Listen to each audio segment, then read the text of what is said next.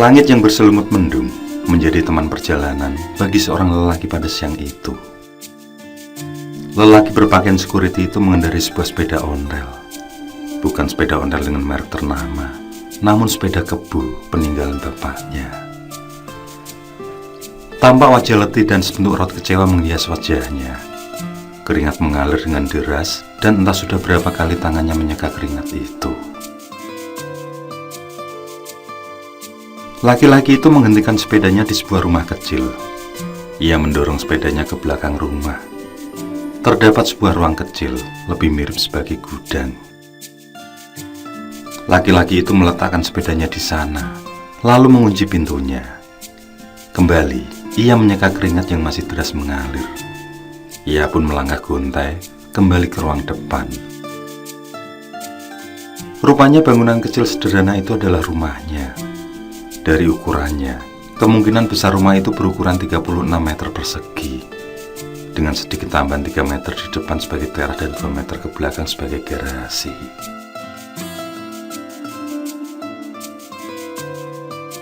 Begitu masuk, laki-laki itu langsung merebahkan diri di lantai beralas tikar. Ya, di ruang itu hanya terdapat 2 buah kursi plastik dan sebuah meja yang juga terbuat dari plastik. Rumah yang sangat sederhana. 2 kamar dan ruang tamu atau ruang tengah yang menyatu. Tidak memiliki dapur, karena dapur berada di belakang, sekedar bisa untuk memasak. Laki-laki itu masih merebah ketika seorang perempuan masuk. Perempuan itu langsung mendekati si lelaki. Si lelaki yang mengetahui lantas bangkit. Mereka lantas saling pandang. Mas, kok sudah pulang? Mas jadi dipecat? Tanya si perempuan. Iya dek, hari ini mas diberhentikan. Pengurangan karyawan. Jawabnya lirih disusul mengambil nafas. Mereka pun diam sejenak, tenggelam dalam angan masing-masing.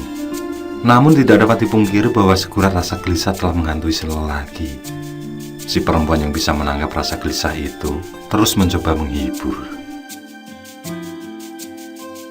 Jangan khawatir, Mas.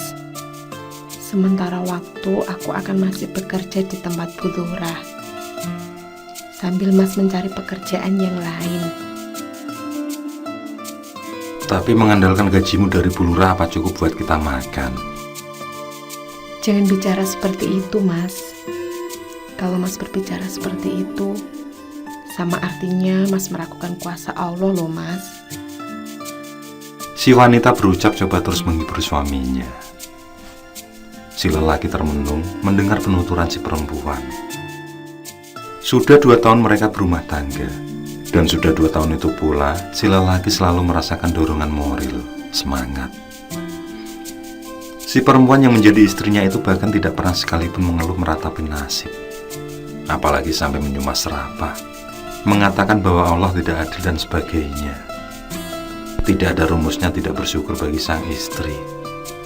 Apalagi sudah 2 tahun, mereka belum juga diberi momongan. Sang istri selalu sabar dengan berapapun hasil yang diberikan suaminya.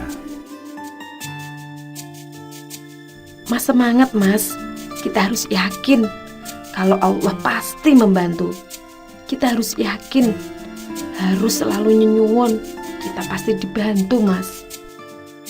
Begitulah sang istri si lelaki membakar semangat suaminya. Jangan sampai patah arang. Apalagi kewajiban sang suamilah untuk berada di garis depan perjuangan. Perjuangan untuk memberikan nafkah bagi keluarganya.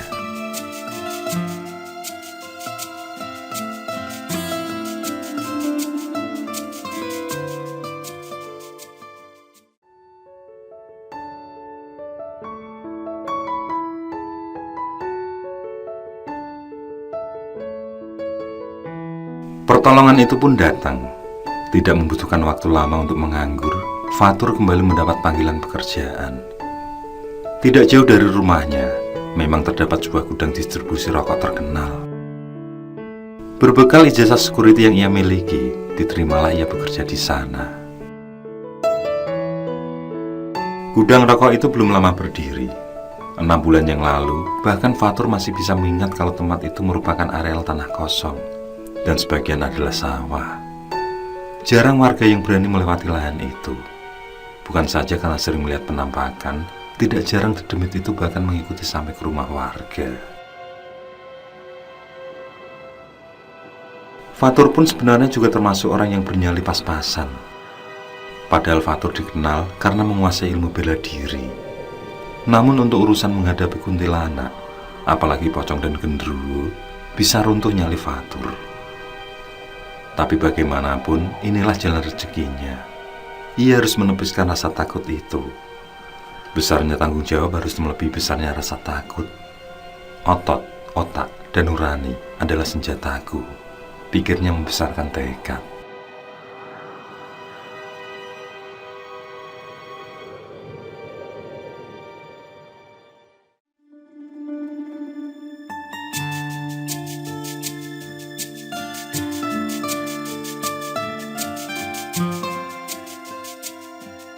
Pertanggal 1 di bulan itu, mulailah Fatur bekerja.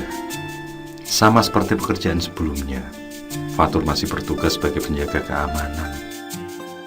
Bedanya kali ini ia bertugas sebagai petugas keamanan di gudang rokok.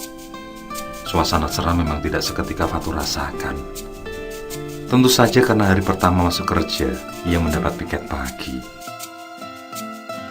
Lalu lalang kendaraan beserta para sales yang mondar-mandir masih bisa meramaikan suasana.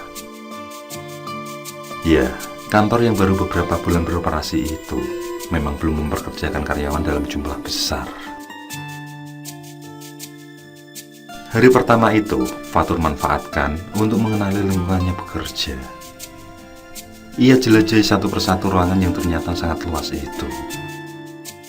Fatur bahkan beberapa kali harus mengingat-ingat karena beberapa kali sempat keliru ruangan. Gudang yang tentu tidak hanya berupa sebuah gudang saja. Di sana bahkan ada kantin, ada kantor-kantor. Juga mungkin ruang untuk pertemuan. Tidak lupa, ia juga mempelajari sistem kamera pengawas yang berada di sana. Semua ia lakukan karena memang itulah tugas pokoknya.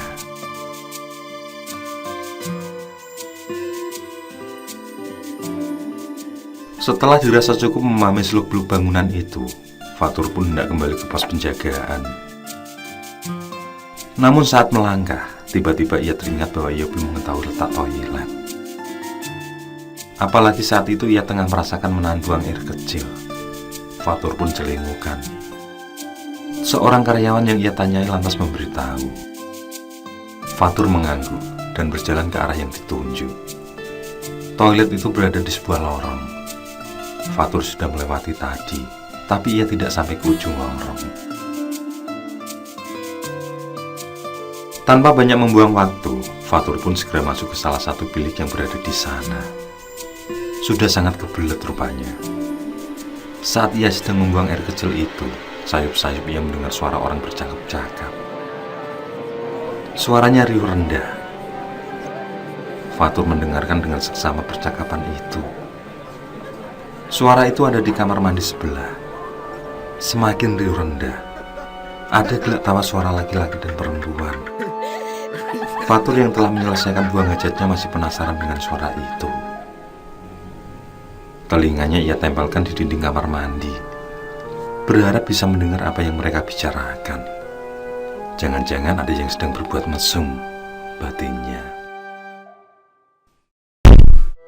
Sebuah hantaman keras tepat terdengar di telinga yang Fatur tempelkan pada dinding. Semprul, umpatnya. Ia geleng-gelengkan kepalanya. Telinganya berdenging. Sementara di kamar mandi sebelah terdengar riuh tawa terbahak-bahak. Penasaran, Fatur pun segera keluar. Pasti ada orang di sana. Ia harus mengetahui siapa yang di sana. Namun, Fatur terheran ketika membuka pintu kamar mandi itu. Di sana tidak ada sesiapapun. Suara ramai itu lenyap, sepi. Suasana di ruang toilet itu benar-benar sepi. Maka suasana sepi itu pun menghasilkan rasa takut yang menjalar di setiap persendian Fatur. Jantung Fatur seketika berdetak kencang ketika pintu kamar mandi itu tertutup dengan sendirinya. Fatur pun lari seketika, tidak mengetahui bahwa setelahnya berlari, ada sosok wanita berpakaian merah melintas keluar dari kamar mandi itu. Setelah berada di ruang yang agak ramai, Fatur pun merasa lega. Namun Fatur masih merasa keheranan ketika karyawan-karyawan di sana menertawainya. Fatur masih belum paham atas alasan apa mereka tertawa. Setelah beberapa saat, Fatur baru sadar ketika ada seorang karyawan memberitahu bahwa resleting celananya terbuka. Seketika, Fatur pun melihat ke bawah. Tersipu lalu segera membetulkan resletingnya.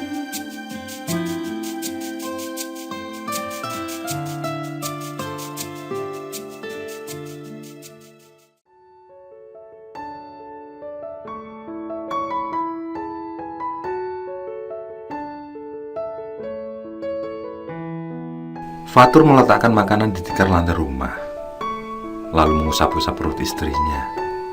Ia pandangi istrinya yang belakangan ini selalu merasa mual. Semoga di dalam sana ada calon dedek ya, ucap Fatur menebar senyum. Istrinya pun turut tersenyum. Dengan beralas tikar di lantai rumah, mereka pun makan bersama. Entah apa lauk yang mereka makan, nyatanya mereka tampak bahagia. Kemesraan itu bahkan lebih terasa dibanding mereka yang makan di restoran mahal. Bukan mengenai menu yang tersaji, tapi rasa saling menyayangi dan mengasihi satu dengan yang lain. Semua bisa terlihat dari Fatur dan Menik, istrinya, saling menyuapi dengan penuh kebahagiaan.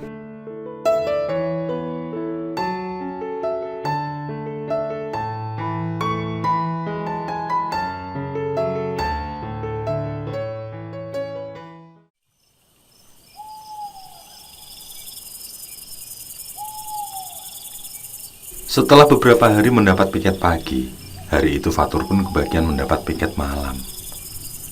Jam 9 malam Fatur bergantian sip jaga. Ia harus siapkan betul mentalnya. Bukan masalah andai ada maling atau perampok. Masalah terberatnya adalah bila ia harus berkeliling mengontrol ruang demi ruang.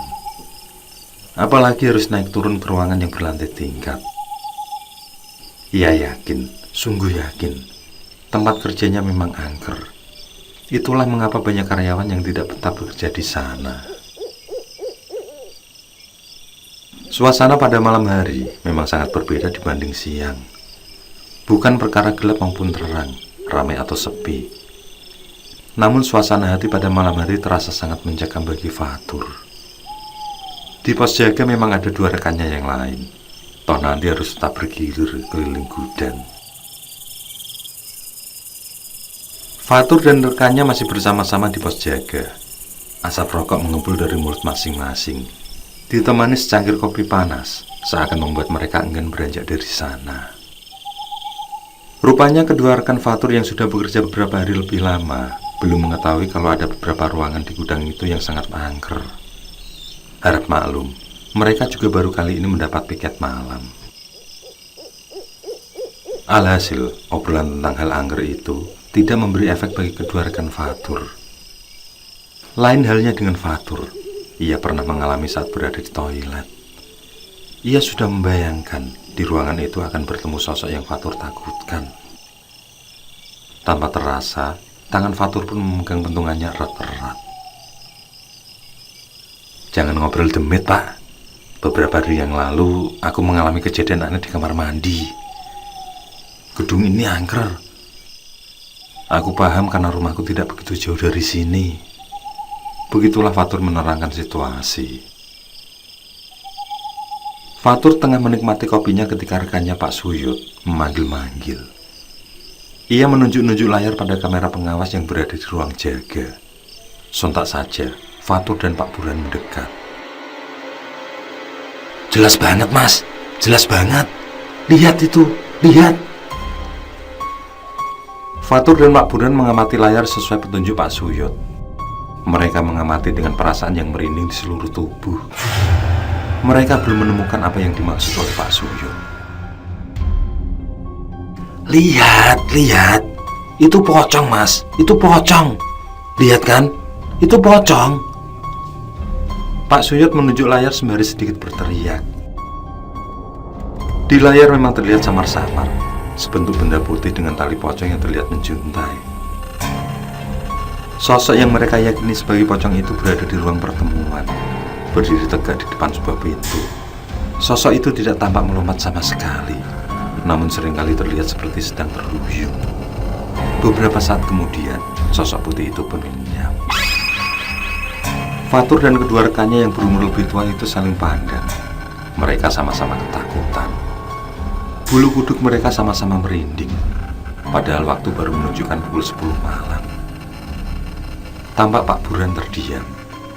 Mungkin nyalinya menjut juga, membuktikan bahwa badan yang kekar belum menjamin bernyali kekar pula.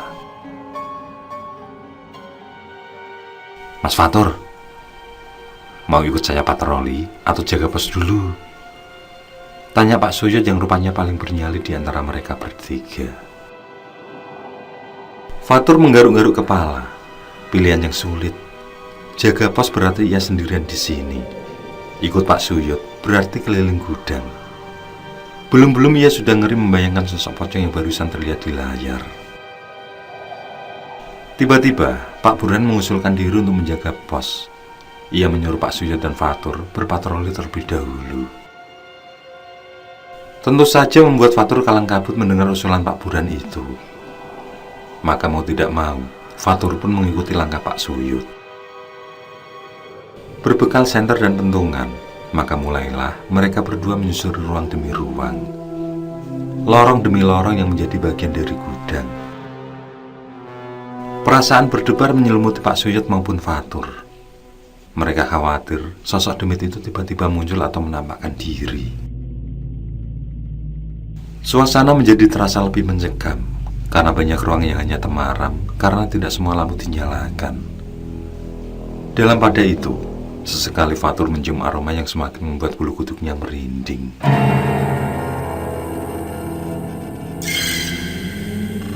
Di sebuah ruangan yang gelap, tiba-tiba sorot lampu senter Fatur mengabur. Ia pukul-pukul senternya, berharap kemudian menjadi terang kembali. Tapi lampu senter itu malah mati. Semakin tidak karuan saja perasaan Fatur. Ia lemas, lututnya gemetaran. Ketika ia pukul untuk kesekian kali, lampu senter menyala kembali. Namun betapa sangat terkejutnya ia ketika Pak Suyut sudah tidak berada di depannya lagi. Ia menoleh ke sana kemari, sembari menyorotkan lampu senternya. Fatur mencari-cari keberadaan Pak Suyut dengan penuh ketakutan. Ia terus melangkah, yakin jika Pak Suyut berada di depannya. Fatur semakin mempercepat langkah. Sebentar lagi, ia akan memasuki ruangan yang tadi terlihat sosok pocong sedang berdiri. Langkah demi langkah semakin ia percepat. Ketika mulai memasuki ruangan itulah, Fatur mendengar langkah-langkah kaki. Suara itu berasal dari jalan menuju ruang pertemuan. Fatur lega, ternyata Pak Suyut sedang mengecek ke sana. Ia bergegas menyusul. Fatur menyorotkan lampu senternya jauh ke depan. Lampu senter itu menangkap seseorang. Fatur yakin orang itu Pak Suyut. Siapa lagi selain dia, pikirnya. Pak Suyut, tunggu Pak. Fatur sedikit berteriak sembari berlari-lari kecil. Ketika sampai di sana, orang yang ia kira Pak Suyut itu sudah tidak tampak. Fatur kebingungan. Lampu senter ia sorotkan ke segala arah. Sepi. Semua pintu terkunci. Ruang pertemuan itu juga terkunci. Padahal ruang itu ruang terakhir di lorong itu. Bulu kuduk Fatur semakin merinding. Ketika lampu senter tanpa sengaja menyorot ke pintu kaca ruang pertemuan, Fatur terbelalak. Ada sosok tinggi berdiri di dalam sana, namun sosok itu bukanlah Pak Suyut. Sosok itu adalah pocong. Lampu senter bukan hanya menyorot tubuh berbalut kain putih itu, bahkan Fatur sempat menyorotkan lampu senternya ke arah muka si pocong. Muka itu sangat mengerikan. dengan gigi yang nampak menyeringai karena tidak lagi tertutup bibir. Fatur yang tidak kuasa melihat sosok itu, ia pun balik badan, dan meski dengan harus jatuh bangun saking takutnya, dia terus berlari. Beruntungnya Fatur, di depan sana terlihat Pak Suyut berjalan membelakanginya. Fatur pun terus berteriak memanggil. Anehnya, Pak Suyut tidak menoleh sedikit pun. Akhirnya ketika sudah sangat dekat, Fatur pun memegang bahu Pak Suyut. Nafasnya terengah-engah putus sambung. Pak Suyut menoleh, dan saat itu Fatur melihat muka Pak Suyut. Jantung Fatur hampir lepas. Orang itu ternyata bukan Pak Suyut, melainkan sosok tubuh berwajah tengkorak. Fatur seketika gagu. Untuk mengucap sepatah kata pun lidahnya keluh. Sosok berwajah tengkorak itu lalu menghilang dalam sekejapan mata. Dengan tubuh menggigil saking ketakutannya, Fatur pun sampai juga di pos jaga. Pak Burhan yang masih berjaga di sana justru heran karena Fatur hanya datang sendirian. Dengan penuh keheranan, dia bertanya tentang Pak Suyut. Fatur hanya menjawab dengan menggoyangkan telapak tangannya tanda ia tidak tahu. Nafasnya masih tersengal-sengal. Setelah agak mendingan, barulah Fatur bisa bernafas dengan lega. Tidak seberapa lama setelah itu, Pak Suyut pun menyusul sampai di pos jaga. Sama halnya dengan Fatur, Pak Suyut tidak kalah gemetaran. Nafasnya juga tersengal seperti habis berlari jauh. Baik Fatur maupun Pak Suyut pun saling pandang. Mereka menanyakan apa yang terjadi satu sama lain. Pak Suyut yang paling pemberani pun dibuat gemetaran, apalagi Fatur yang nyalinya setingkat di bawahnya. Aku melihat seorang perempuan berpakaian merah, tepatnya di kamar mandi tengah, kata Pak Suyut masih dihinggapi ketakutan. Loh Pak, tadi Pak Suyut kan di depanku. Kenapa sampai pos malah duluan aku? Justru itulah Mas. Saat aku lihat perempuan yang bajunya merah itu, aku penasaran. Ku ikuti kemana dia. Ternyata masuk toilet. Saat di dalam toilet itu, pintunya menutup sendiri. Aku terkancing di sana. Mana aku telepon-telepon tidak ada sinyal. Dan begitulah, mereka saling bercerita kejadian yang masing-masing dialami. Termasuk ketika Fatur mengira Pak Suyut yang berdiri di depannya. Ternyata hanyalah sosok demit yang sedang berubah wujud. Kata Fatur dalam hati, penunggu toilet itu rupanya sosok yang jahil. Malam itu pun mereka lalui dengan tetap berada di pos jaga. Tidak ada lagi patroli. Mereka enggan untuk berkeliling. Takut andai bertemu demit yang menunggu gedung di dalam sana. Apalagi Pak Burhan. Tidak mau patroli dengan alasan sedang kurang enak badan.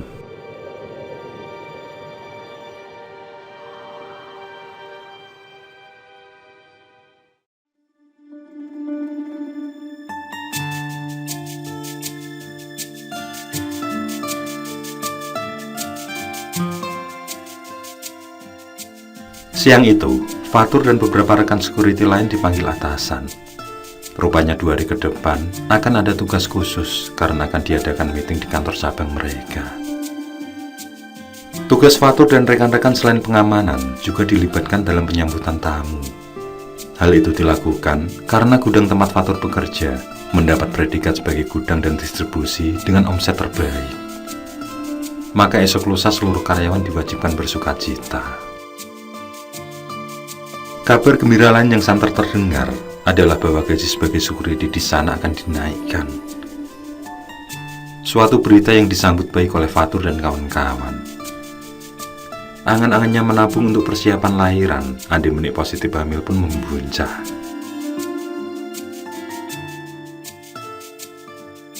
Malam itu acara kantor pun dimulai. Fatur mendapat bagian tugas sebagai penerima tamu. Tugasnya adalah meminta tamu yang hadir agar mengisi buku-buku absen.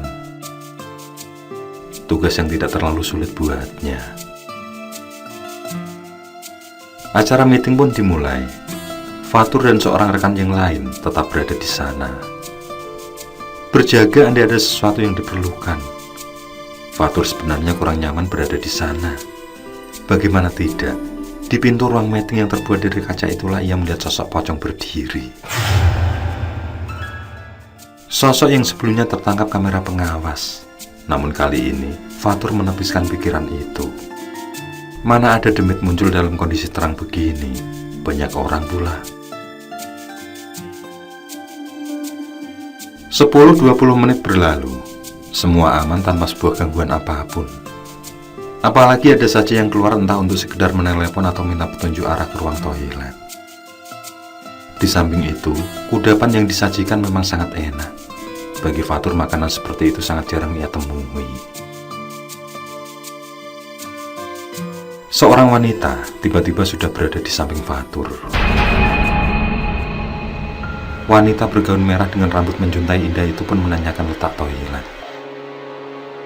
Kali ini, Fatur sedikit merasa terheran, karena selama ia berdiri menerima tamu, tidak melihat seorang pun wanita yang mengenakan gaun berwarna merah.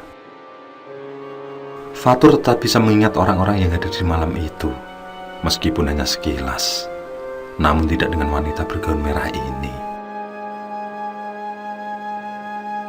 Mas, toilet di mana, Mas? Wanita itu bertanya. Fatur terjaga dari lamunannya. Fatur menyuruh perempuan itu berjalan lurus saja. Begitu sampai di pojok, dilanjutkan dengan berbelok kiri sedikit. Di sanalah toilet akan dijumpai. Maaf, Mas. Bisa minta tolong diantar sebentar. Mendengar permintaan itu, sebenarnya agak enggan buat Fatur mengantar ke toilet yang sebenarnya sudah Fatur tunjukkan arahnya. Namun wanita itu terkesan memaksa. Tolong saya diantar sebentar, Mas. Wanita itu berkata tanpa sedikit pun ekspresi. Akhirnya mau tidak mau Fatur pun dengan berat hati mengantar si wanita. Ia takut nanti diadukan ke atasannya, pelayanan kurang baik misalnya. Monggo, Bu, ucap Fatur yang berjalan mendahului si wanita. Begitu sampai toilet, Fatur yang menoleh terkejut bukan kepalang. Di belakangnya tidak ada seorang pun. Bulu kuduknya langsung merinding. Kemana wanita itu barusan? Tanpa pikir panjang, ia pun segera kembali ke tempatnya semula, lalu menanyakan pada rekannya tentang keberadaan wanita tadi. Yang mana, Mas? Rekannya bertanya terlihat kebingungan. Fatur menjelaskan kalau wanita itu berpakaian merah yang menyuruh dia mengantar ke toilet, namun mendadak hilang. Rekan Fatur mengernyitkan dahi, seperti mengingat-ingat. Lalu lanjutnya, gak ada siapa-siapa barusan loh, Mas. Ya tadi memang ada yang menanyakan toilet, tapi yang wanita pakai baju merah gak ada, Mas.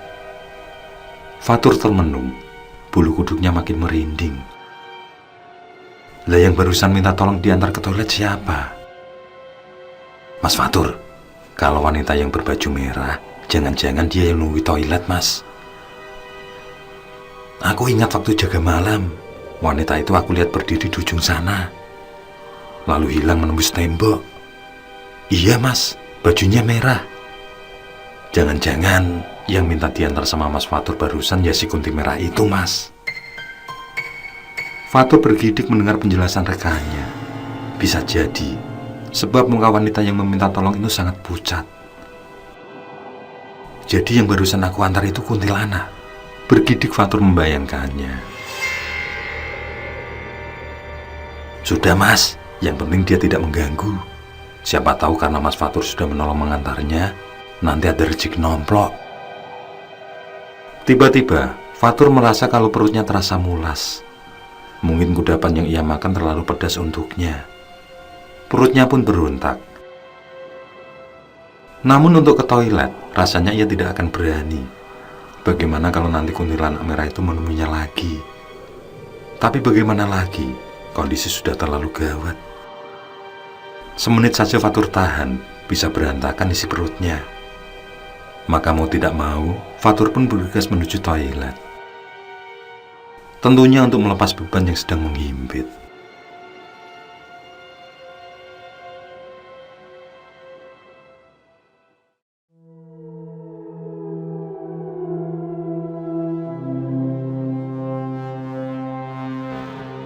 Di dalam toilet itu, rupanya gangguan makin keras terjadi. Lampu toilet yang sebenarnya terang benderang mendadak redup dan berkedip-kedip. Lalu terdengar suara seorang wanita bersenandung di bilik sebelah. Terkadang senandung itu berhenti, lalu berganti menjadi sebuah tawa menggigit. Fatur yang sedang membuang hajatnya sontak menjadi salah tingkah. Padahal perutnya masih mules luar biasa. Kejadian yang sama terulang lagi seperti ketika pertama kali masuk ke toilet ini.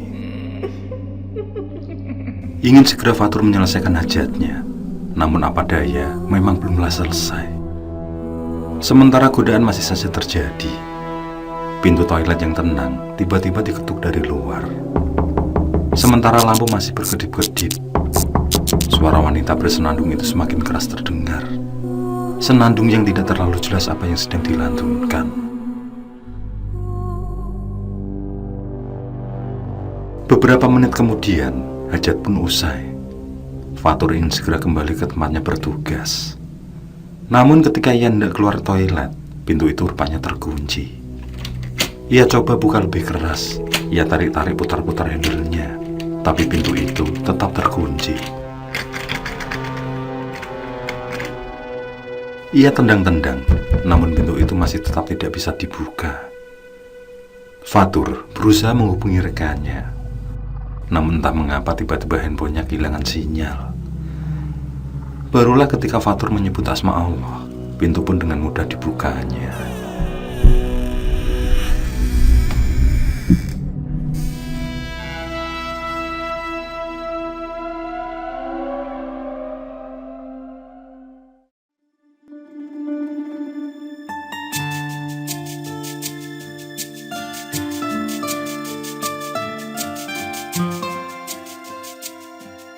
Kejadian demi kejadian, serta penampakan-penampakan yang menyeramkan, rupanya membuat Fatur tidak kuat untuk bekerja lebih lama di gudang itu. Dengan hati yang berat, dan setelah ditimbang dengan matang, akhirnya Fatur pun memutuskan untuk mengundurkan diri. Istrinya bisa memahami alasan itu, toh keselamatan adalah yang utama. Namun istrinya selalu mengingatkan, bahwa jangan sekali-kali berkata, bahwa terus besok makan apa. Yang penting tetap berusaha. Yakin bahwa Allah adalah Sang Maha Pengasih. Terus berdoa tanpa kenal lelah.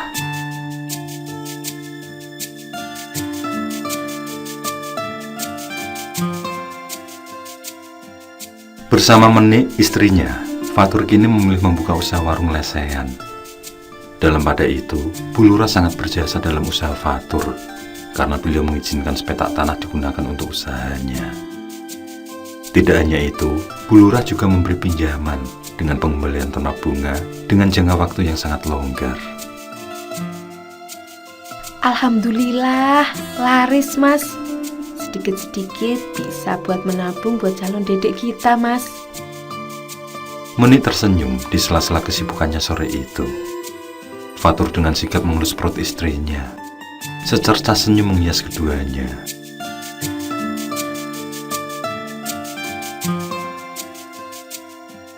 Kebetulan lokasi usaha itu pun tidak begitu jauh dari gudang rokok tempat Fatur bekerja sebelumnya. Maka banyak karyawan dari sana yang datang berkunjung. Tentu Fatur senang karena dagangannya pun terlarisi.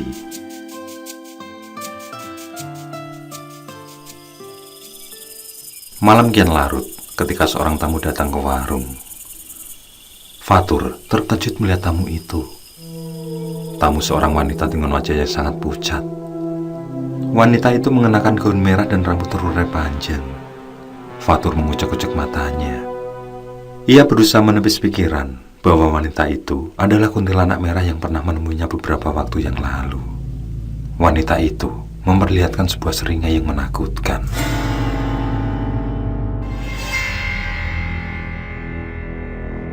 Mas Fatur, kita kedatangan tamu dari alam lain. Tidak apa-apa, dia tidak mengganggu. Dia hanya berkunjung saja kok, Mas. Istri Fatur berkata. Fatur kaget.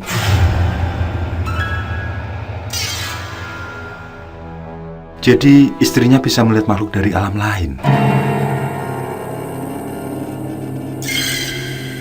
Fatur kaget mendengar perkataan istrinya. Ia pandangi istrinya yang santai seperti tanpa rasa takut. Jangan takut, Mas. Dia tidak mengganggu kok. Dia hanya suka usil, tapi tidak akan membuat celaka. Ucap Menik sambil tersenyum. Menik kemudian meminta suaminya untuk mendekat. Fatur bukan saja mendekat, ia bahkan berlindung di balik punggung istrinya itu. Kemanapun Menik bergerak, Fatur tetap saja mengikuti. Istrinya itu jadi geli sendiri. Mas, kuntilanak itu pindah di belakangmu loh, Mas. Mendengar itu, seketika itu pula Fatur berteriak seperti kerasukan. Pucat pasi dibuatnya. Menik tertawa terpinggal-pinggal melihat suaminya yang bertingkah seperti macan dapur. Beberapa kursi dibuat tumbang oleh Fatur karena ia sempat tersinggang ketika Menik mengatakan si Kunti berada di belakangnya. Sesaat kemudian, Fatur menarik nafas lega saat Menik bilang kalau sosok itu sudah pergi. Segelas teh hangat ia teguk sampai habis. Meski begitu, nafasnya masih terengah-engah. Sejenak ia tenangkan diri. Setelah perasaannya sedikit lega, ia pun memandangi istrinya. Dek, sejak kapan kamu bisa melihat demit? Fatur bertanya keheranan. Sejak mereka berpacaran, belum pernah sekalipun Fatur mengetahui kalau istrinya itu bisa melihat makhluk-makhluk halus. Menik hanya tersenyum, lalu menjawab kalau semenjak kecil dia sudah memiliki kemampuan melihat makhluk tidak kasat mata. Sejenak kemudian mereka terdiam. Menik terdiam karena ia sedang mencoba merasakan sesuatu. Sedangkan Fatur terdiam karena ia memang sedang didera rasa takut. Kuntilanak merah dan pocong yang berada di gudang itu tampaknya saling berhubungan, Mas. Maksudku, ada sesuatu dengan kedua demit itu. Kembali Menik berucap. Menik pun tidak melanjutkan perkataannya. Apalagi saat itu mereka sedang kedatangan pelanggan. Rupanya rombongan truk pasir melintas untuk mengambil DO ke pangkalan. Fatur dan Menik pun kemudian disibukkan oleh para pelanggannya. Sementara mereka membuka usaha lesehan itu, memang sudah beberapa kali para kru truk pasir itu berhenti dan makan sekaligus sekedar melepas lelah di sana. Yang jelas, Menik memang pandai mengolah masakan. Selama bekerja untuk Bu Lurah, ia acap kali diajari cara memasak daging ayam atau ikan-ikan air tawar. Keahlian Bu Lurah itu kemudian diserap dengan baik oleh Menik. Beruntungnya Fatur dan Menik memiliki seorang Bu Lurah yang sangat dermawan untuk mereka. Mereka tidak bisa membayangkan berapa biaya yang harus dikeluarkan andai mereka harus mengontrak lahan atau rumah misalnya. Apalagi Bu Lurah juga membantu meminjami modal berdagang dengan angsuran sukarela.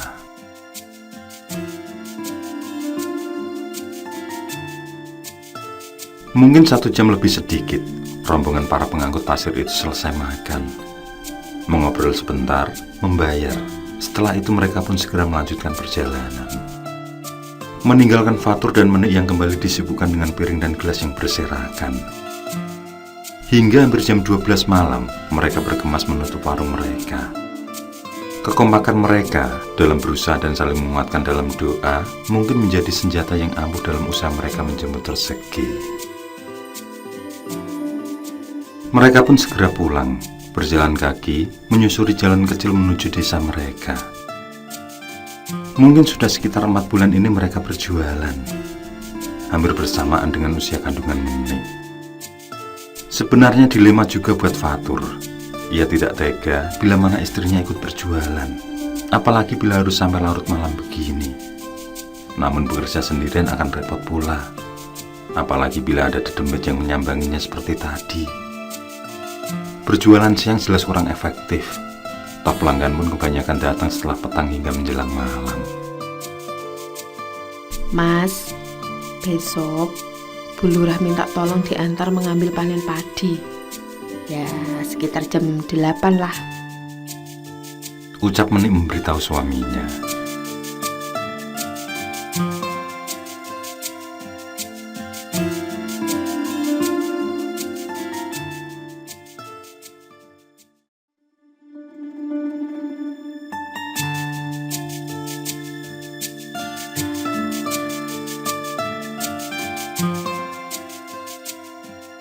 Siang itu, seusai mengantar Bu Lurah mengambil panenan padi, Fatur istirahat sejenak di rumah Bu Lurah. Tampak sepi. Beginilah kalau sebuah keluarga tidak dikaruniai momongan.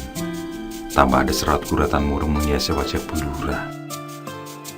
Fatur menangkap sebuah perasaan yang lain. Ada aura mencekam tiba-tiba menyelimuti perasaannya.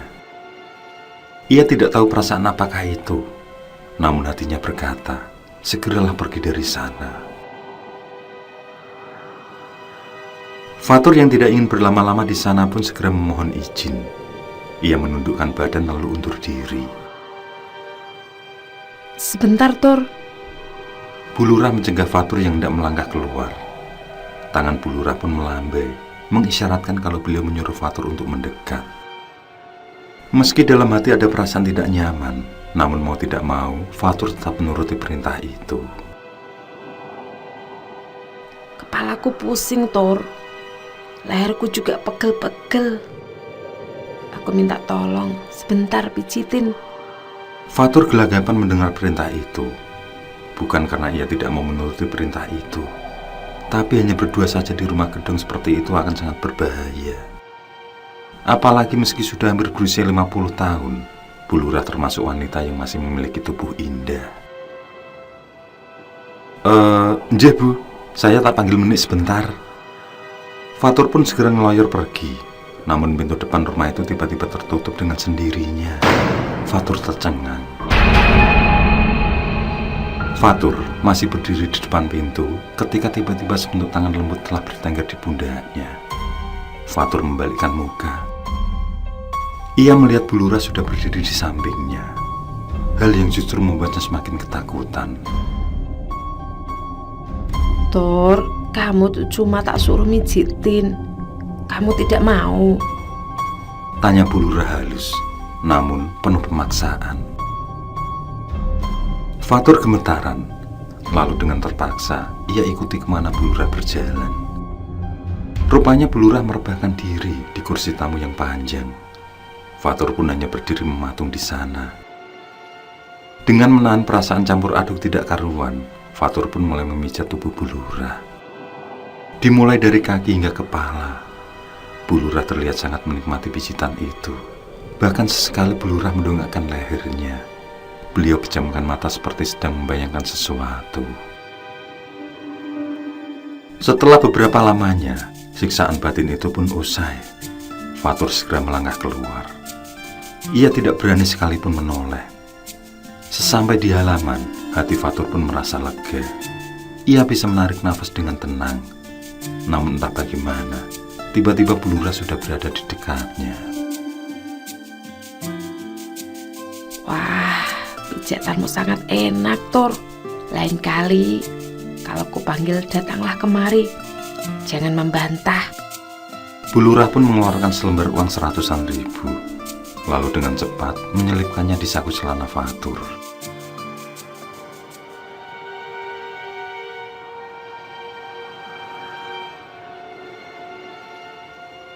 Seharian itu, Fatur agak berbeda dari biasanya. Ia masih tidak mengerti dengan perlakuan Bu Lurah. Apakah mungkin Bu Lurah memang sedang benar-benar kesepian? Bagaimanapun, anak adalah anugerah terindah dari Sang Pencipta. Andai saja Bu Lurah memiliki putra dan putri, pasti beliau tidak akan berkelakuan seperti tadi. Fatur menggeleng-gelengkan kepala. Ia justru malah malu sendiri mengingat kejadian siang tadi. Sebenarnya Fatur hendak membicarakan itu pada Menik, namun ia takut nanti Menik malah salah paham.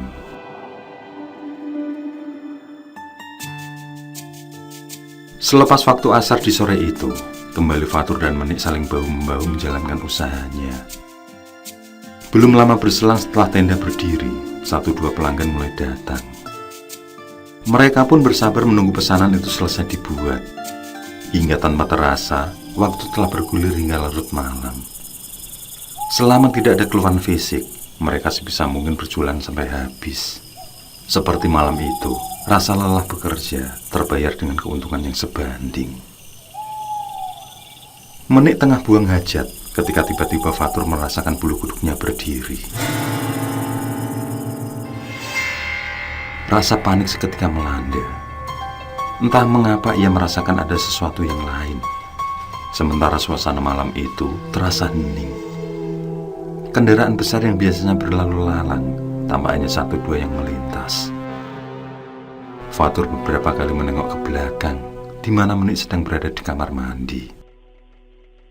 5 hingga 10 menit berlalu, Menik tampak belum juga keluar. Di rudung sepi yang mencekam, Fatur pun memberanikan diri menengok ke kamar mandi. Ia juga cemas andai terjadi sesuatu pada Menik. Mata Fatur terbelah lebar. Fatur kaget ketika melihat pintu kamar mandi terbuka, apalagi tidak ada siapa-siapa di sana. Loh, Menik kemana? Tanya Fatur dalam hati dengan bulu kuduk telah berdiri. Belum juga Fatur mendapat jawaban, tiba-tiba di depan warung terdengar suara perempuan tertawa. Suara itu mengikik berulang-ulang. Lutut Fatur tiba-tiba goyah. Ia yakin suara perempuan itu bukan suara Menik. Nyali Fatur benar-benar runtuh ketika ia melihat ke depan. Di sana telah duduk seorang perempuan berambut panjang dengan gaun berwarna merah. Namun begitu, Fatur tidak begitu jelas melihat wajah si perempuan. Wajah itu tertutup rambut yang panjang. Angin tiba-tiba berhembus kencang. Suaranya yang bergemuruh membuat suasana malam semakin mencekam. Angin kencang itu lalu menyibakkan rambut yang menutupi wajah si perempuan. Maka dalam sekilas pandang, terlihatlah serat wajah berlumuran darah dengan layar tampak menganga. Memang hanya sekilas, dan memang hanya itu yang Fatur ingat. Selebihnya semua menjadi gelap.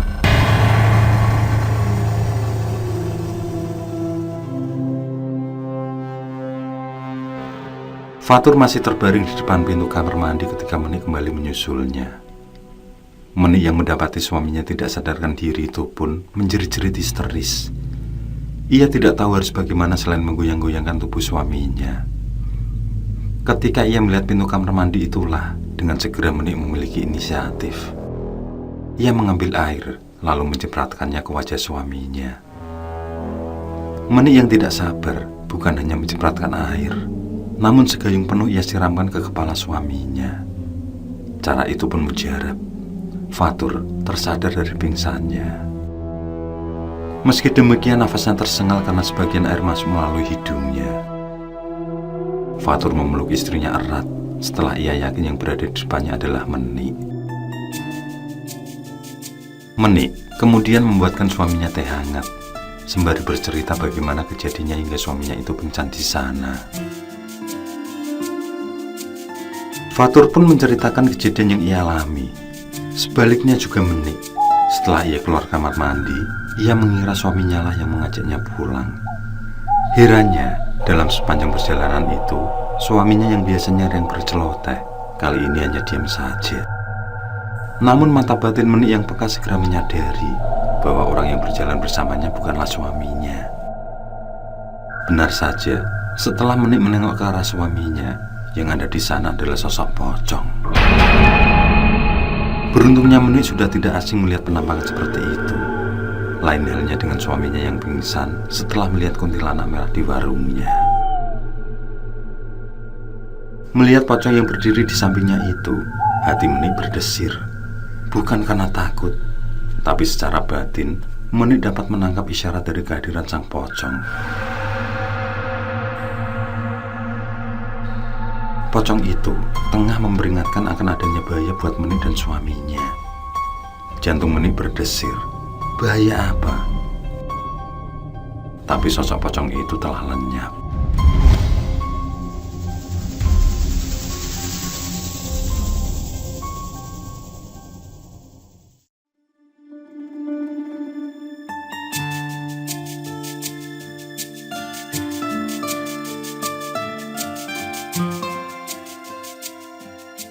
Siang itu, langit tersenyum cerah. Fatur dan istrinya sedang bersantai setelah mempersiapkan dagangan buat nanti sore. Biasanya mereka akan tidur sebentar sebelum berangkat membuka warung. Namun istirahat mereka sedikit terganggu oleh seorang tamu datang mengetuk pintu. Fatur pun segera bangkit dari rebahannya. segera menuju pintu lalu membukanya. Fatur agak sedikit tersipu ketika mengetahui siapa tamu yang datang itu. Ia segera mempersilahkan tamunya untuk masuk. Namun sang tamu itu hanya mengatakan beberapa kalimat saja, yang kemudian segera pamit pergi. Loh, bukannya itu Bu Lurah, Mas? Ada apa kok tumben? Fatur kembali menutup pintu lalu menjawab, kalau besok siang dia disuruh ke rumah untuk merapikan tanaman buah di halaman belakang.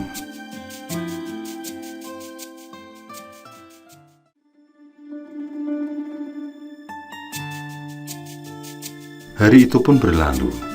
Sesuai perintah Bu Lurah, keesokan siangnya Fatur pun menghadap. Dengan perasaan was-was, ia berharap ada orang lain di rumah itu. Ia tidak sedang meminta bantuan untuk mengerjakan perintah Bu Lurah. Tapi bila ada orang lain, setidaknya Bu Lurah tidak akan berani meminta yang macam-macam. Kemarin ia disuruh mijiti, entah apalagi yang Bu Lurah minta nanti. Fatur teringat, dulu sekali jauh hari sebelum ia bekerja di gudang rokok, pernah ada sepasang suami istri yang bekerja di rumah Pak Lurah. Namun berita yang beredar menyebutkan kalau mereka mencuri perhiasan lalu minggat entah kemana. Beruntung bagi Fatur dan istrinya, kini merekalah yang dipercaya untuk membantu pekerjaan rumah Bu Lurah.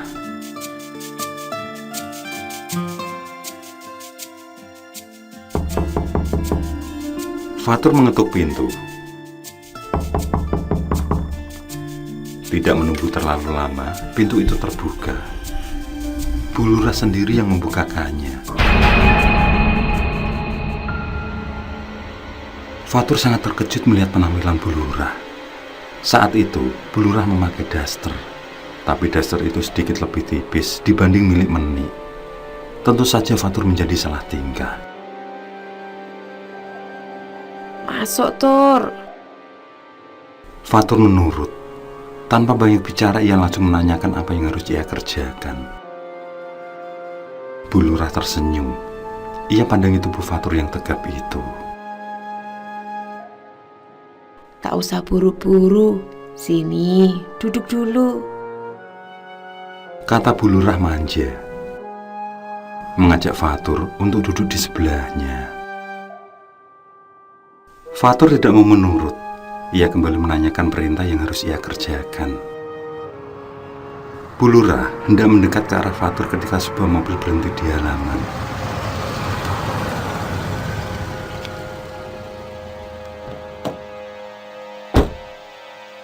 Rupanya Pak Lurah sudah pulang. Fatur pun lega. Apalagi ketika Pak Lurah segera mengajaknya ke kebunnya.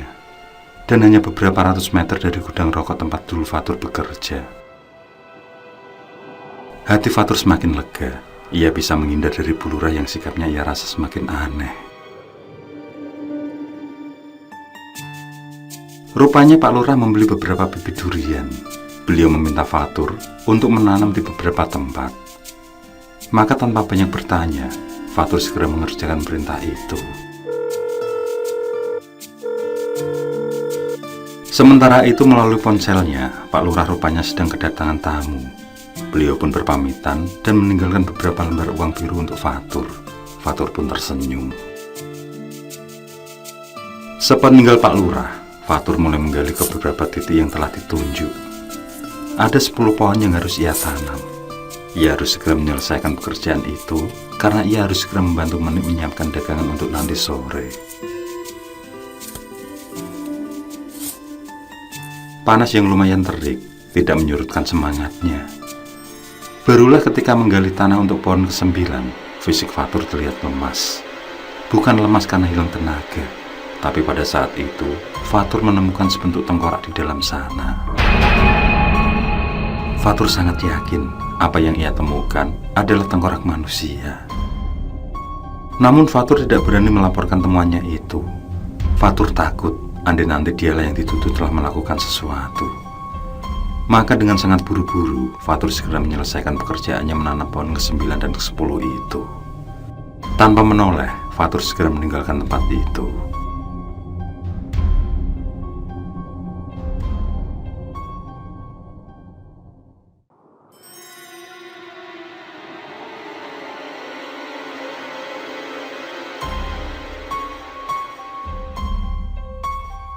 Mas, kamu tidak salah lihat kan, Mas?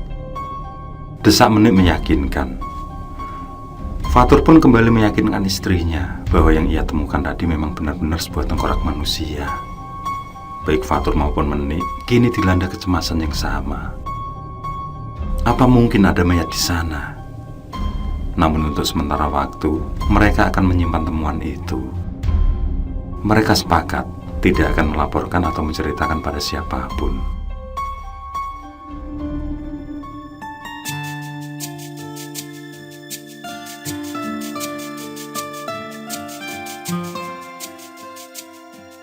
Mereka menjalani kegiatan sehari-hari seperti biasanya. Masih tetap berjualan lesehan sebagai ladang pekerjaan mereka. Hanya saja, kali ini Fatur merasa sosok kuntilanak merah itu lebih sering mengganggu. Bagi Fatur, sosok itu benar-benar mengganggu. Namun bagi Menik, sosok itu justru sedang ikut menjaga pekerjaan mereka. Jam 10 malam itu, dagangan mereka telah habis. Dengan hati riang, mereka pun menutup warung. Segera setelah itu mereka beranjak pulang. Senang juga karena bisa beristirahat lebih awal. Baru beberapa langkah mereka berjalan pulang, Menik membisikkan sesuatu pada suaminya. Bisikan yang tampak mesra itu bukannya membuat Fatur terbuai. Justru ia semakin erat menggandeng tangan istrinya. Menik berbisik kalau ada sosok kuntilanak merah yang mengikuti. Namun sejauh itu, Menik belum tahu pasti tujuan sosok tersebut. Menik hanya tersenyum melihat tingkah suaminya yang panik ketakutan. Malahan sekarang gantian Menik yang sedikit menarik tangan suaminya. Dengan terpaksa, Fatur pun mengimbangi langkah Menik.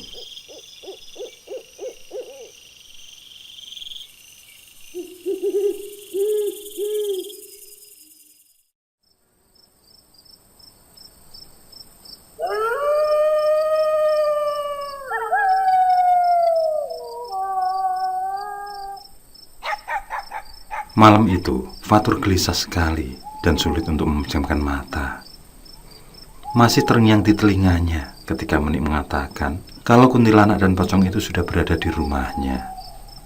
Ia teringat betul ketika piket malam dan melihat wujud pocong yang sangat mengerikan itu. Tapi ia melihat Menik tidur dengan pulasnya. Fatur pun kagum dengan keberanian yang dimiliki istrinya. Tidak ada rasa takut sedikit pun dengan penampakan yang mengerikan itu. Beda halnya dengan dirinya. Nyalinya ia akui runtuh kalau berurusan dengan makhluk tak kasat mata.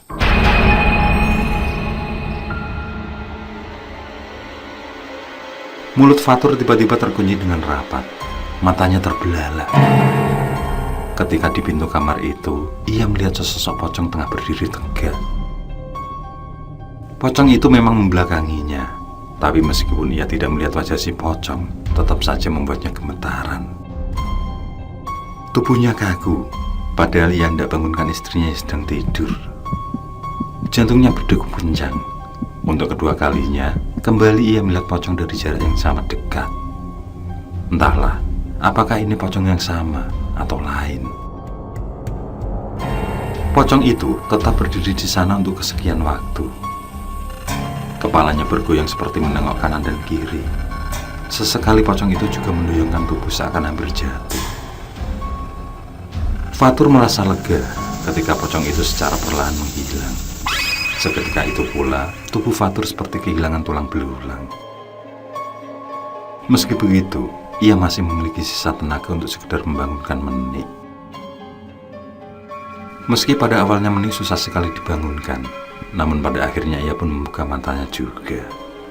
Sedikit keheranan melihat raut wajah suaminya, Menik pun bertanya,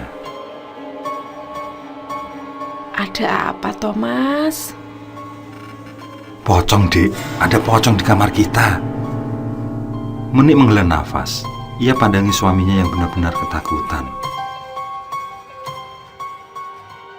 "Aku kan sudah bilang dari tadi, Mas. Pocong sama kuntilanak itu ada di rumah kita," jawab Menik yang membuat wajah Fatur semakin pucat pasi. "Pocong dan kuntilanak itu sedang mencoba berkomunikasi dengan kita. Mereka tidak sedang mengganggu, Mas. Justru ada sesuatu yang akan mereka sampaikan. Lanjut Menik. Fatur yang tidak mengerti maksud perkataan Menik kemudian lebih memilih menutup muka dengan selimut. Ia takut kalau pocong itu kembali menampakkan diri.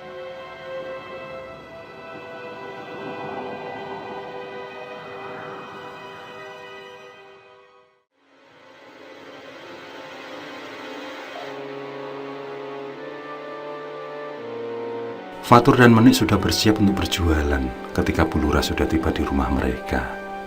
Apalagi tidak ada basa-basi sedikit pun ketika Bu Lurah tiba-tiba menghujani Fatur dan Menik dengan kemarahan.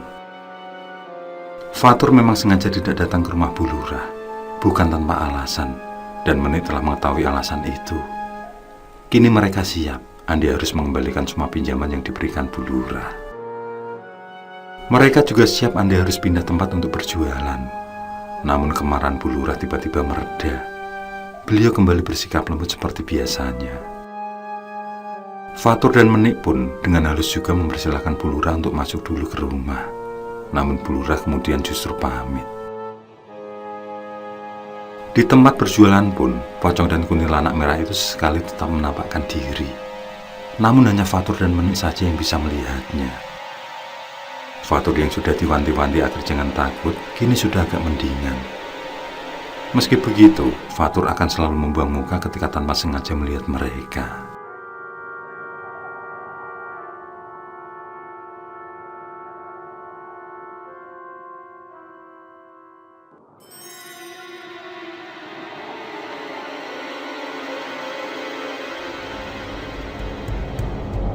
Menik sedang mencoba berkomunikasi dengan pocong dan kuntilanak merah yang berada di dalam rumah. Sementara itu, Fatur tetap berlindung di balik punggung istrinya. Sesekali ia bahkan harus turut menahan nafas ketika tubuh Menik bergetar hebat. Keringat dingin berjatuhan baik dari tubuh Menik maupun tubuh Fatur sendiri.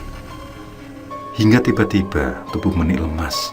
Dengan sikap Fatur pun menahan tubuh istrinya agar tidak terguling. Tubuh Menik kembali bugar setelah Fatur mengambilkan segelas air putih. Rasa khawatir yang sempat Fatur rasakan pun hilang setelah melihat Menik tersenyum. Namun senyum yang tersungging itu hanya sekejapan saja, berganti menjadi sebuah wajah dengan raut kecemasan. Mas, Bu Lurah, Mas. Bu Lurah menyimpan sebuah rahasia, Mas, kata Menik sedikit terbata. Rahasia apa? Jangan bercanda toh, Dik. Menik menggelengkan kepalanya.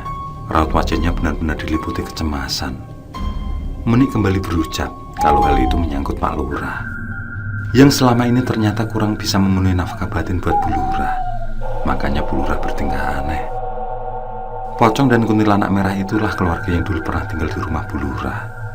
Bu Lurah yang kesepian dari nafkah batin, kemudian mencari pelampiasan dari laki-laki lain. Tidak peduli itu perjaka maupun suami orang, yang penting menurutnya laki-laki itu bisa memberinya kepuasan, termasuk suami dari keluarga tersebut. Fatur tak habis mengerti, ada banyak pertanyaan menghiasi di benaknya. Tapi kenapa Bu Lurah tidak hamil kalau benar ia bermain dengan banyak laki-laki? Bu Lurah itu memiliki ramuan khusus, Mas. Aku sering membantunya membuat jamu. Aku tidak tahu kalau jamu itu ternyata... Menik tak melanjutkan kata-katanya. Setelah hening beberapa saat, Menik kembali bercerita kalau pocong dan kuntilanak itu yang memberitahu semuanya. Sementara tengkorak kepala yang ditemukan itu adalah bagian dari tulang belulang mereka. Si suami dari keluarga yang tinggal di sana itu terjerat daya tarik Bu Lurah. 2 atau 3 kali si suami sempat melayani kebutuhan ranjang Bu Lurah. Namun pada akhirnya, si istri memergoki kegilaan mereka. Si istri yang merasa dikhianati pun berencana mengadu pada Pak Lurah. Namun, rencana itu berakhir sia-sia. Bu Lurah terlebih dulu memerintahkan orang untuk melenyapkan mereka, lalu menebar fitnah kalau mereka mencuri perhiasan.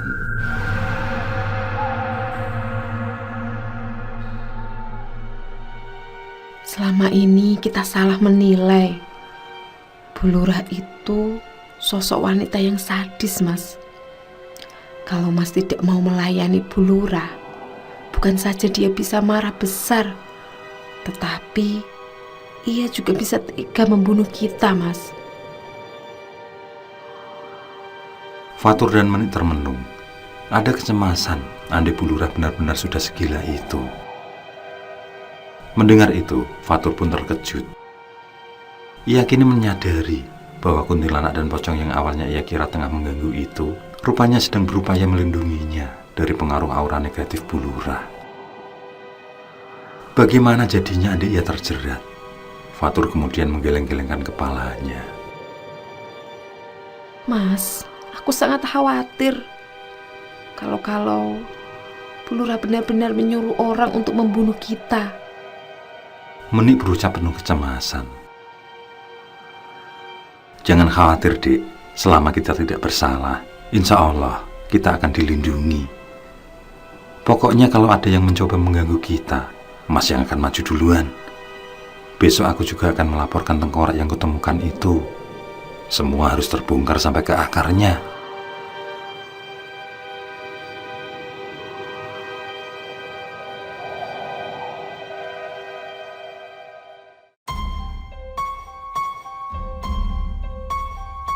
Benarlah dugaan Menik. Bu Lurah yang terbakar amarah karena kali ini rayuannya gagal dengan tega menyuruh orang untuk membunuh Fatur dan Menik. Bermotif perampokan, malam itu beberapa orang menyatroni warung. Namun Fatur telah siap. Kali ini kemampuan Faturlah yang lebih diandalkan. Orang-orang suruhan itu berhasil ia tumbangkan. Maka urusan pun berbuntut panjang. Semua hal yang berkaitan dengan penyerangan di warung tempat usaha Fatur mulai diselidiki. Bahkan pada akhirnya, tulang belulang yang Fatur temukan pun ikut dibawa ke ranah hukum. Fatur dan Menik ikut dimintai keterangan. Semua demi terurainya rahasia yang telah lama terpendam. Setelah proses persidangan yang melelahkan, Bu Lurah pada akhirnya dijatuhi hukuman seumur hidup. Dia adalah dalam penyerangan di warung milik Fatur. Ia pun dalam pembunuhan sepasang suami istri yang tengkoraknya Fatur temukan di kebun.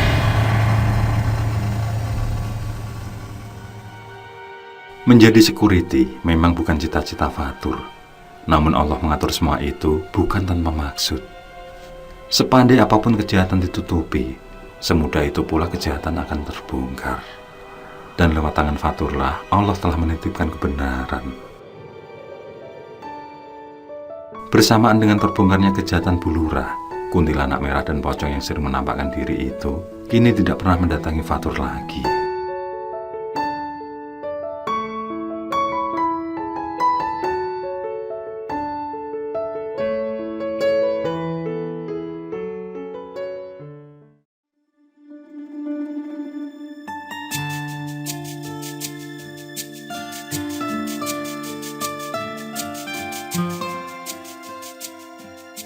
Mas Fatur, Mbak Menik, silahkan tetap berjualan di sini.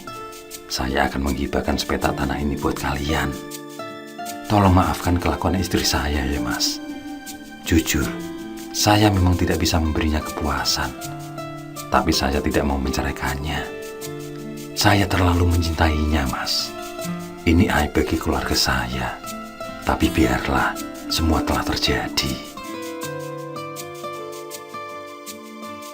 Fatur dan Menik pun mengangguk. Mereka berterima kasih atas kebaikan Pak Lurah. Dalam hati mereka ikut bersedih. Betapa pasti hancur perasaan Pak Lurah. Namun apalah daya, kita hanya wayang yang manut akan cerita sang dalang.